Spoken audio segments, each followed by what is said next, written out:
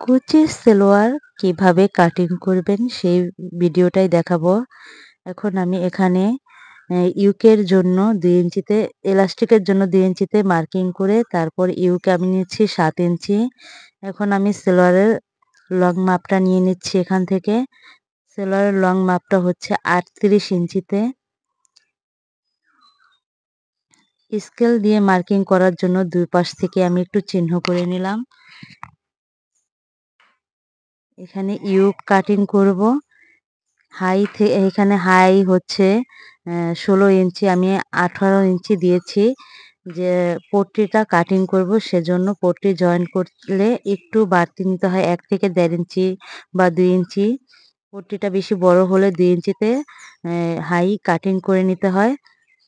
এখন আমি কাটিংটা করে নিচ্ছি। ভিডিওটা ভালো লাগলে লাইক, কমেন্ট, শেয়ার করে পাশে থাকবেন।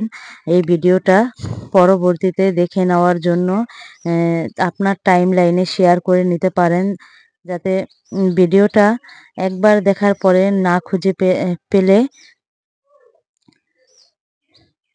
খুঁজে পান, সেজন্য ভিডিওটা শেয়ার করে রাখতে পারেন আপনার টাইমলাইনে ভিডিওটা ভালো লাগলে।